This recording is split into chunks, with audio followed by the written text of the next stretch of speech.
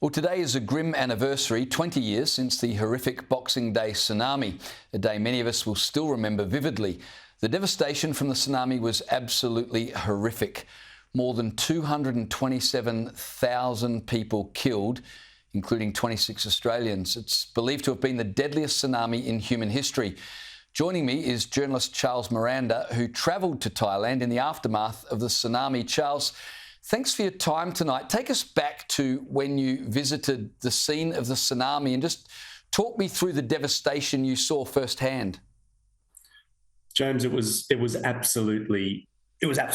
I mean, it was as far as the eye can see of devastation. I mean, you know, where there were once houses and shops and shop fronts and markets and all the rest of it was literally nothing. You know, there was patrol boat 813, which we later found out was 1 nautical mile offshore. At the end of the tsunami, it was 2 kilometres inland. And that ship is still there today, the Navy patrol boat, the 813.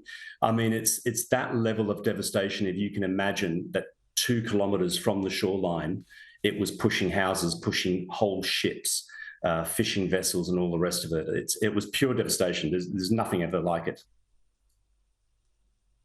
Yeah, I wanted to know, when you arrived there, I guess, you know, you go to events with preconceptions as to what you're going to encounter. Were you prepared for what you saw, and how did it affect you personally?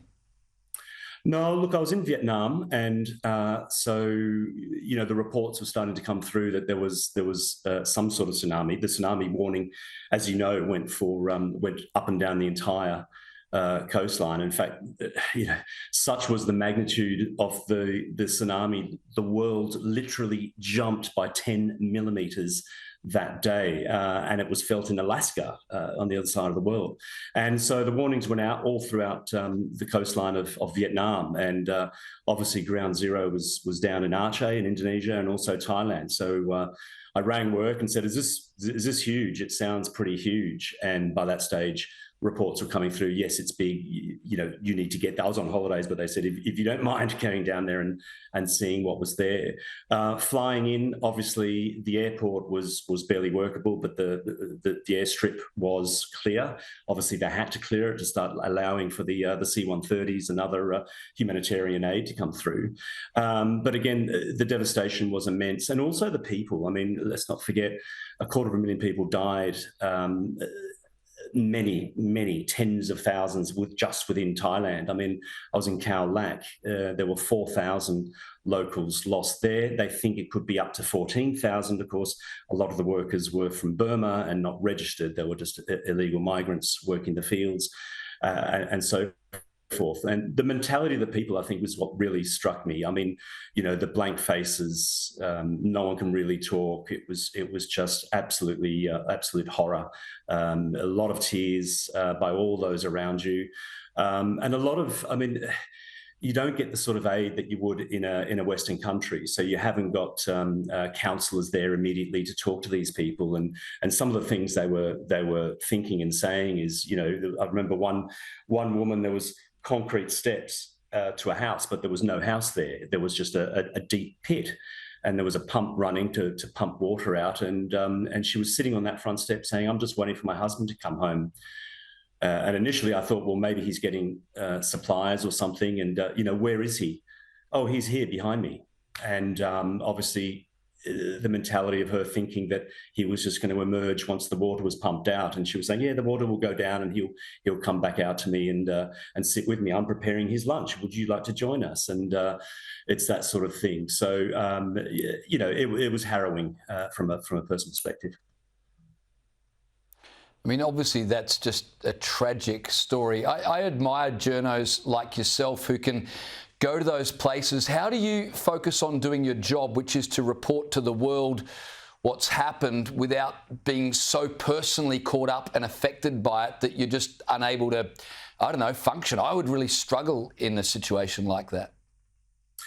Look, you're certainly nervous to events around you and those emotions around you, but you've got a job to do, and that's to report to the rest of the world. They want to know what's going on.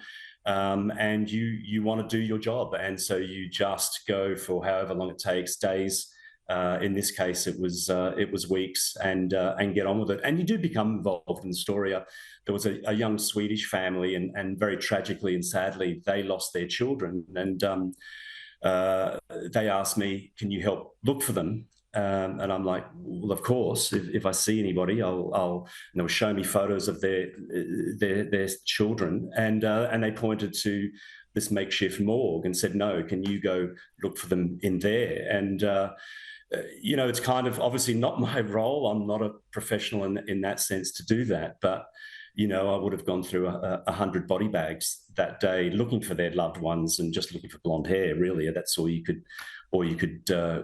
do, and to report back for them. So you do become involved in the story. You try not to be. You don't want to be the story, but obviously you're a human being as well, and you want to help anyone who's in need, and especially for that family who were very much in need and very traumatized. I just want to ask you one more question before we go. As someone who was there, who saw the aftermath of it, saw the human tragedy of it, I know it's 20 years ago, but I'm sure it has a lasting effect on you. What did it change about, I guess, your perspective in life? Did it make a difference to you moving forward, having been there and seen what happened? Oh, look, the frailty of humankind, I guess, is always there, especially when we do cover a lot of these stories. So I guess in that sense it does. The fragility of it all. It does remind you that you keep your loved ones close to you, and you give them that time, and nothing's too difficult. And when things are too difficult, you think, well, actually, 20 years ago today, think about what some of those families went through and what they had to put up with. So it does change your personal effect. And I don't like watching that tsunami movie, and people say, "Oh, you were there, you should watch that, and you were there. Do you remember this scene?" And I don't like watching that film because it was so real life. It really was. I think it was it Watts was in that, the Aussie actress, but it was so real life. Yes, yes, that's right. I need to see it again. Yeah. Well, Charles Miranda, it's great to talk to you, and I appreciate you sharing your experience with me tonight.